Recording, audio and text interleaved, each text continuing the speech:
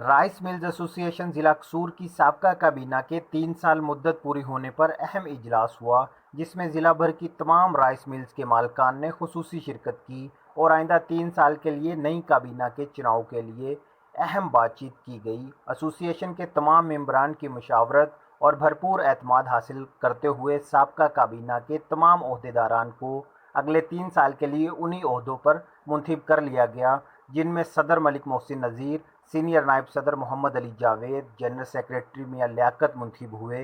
اجلاس میں اظہار خیال کرتے ہوئے محمد علی جاوید اور محسن نذیر ملک نے خود کو دوبارہ منتخب کرنے پر تمام عہدیداران کا شکریہ ادا کیا۔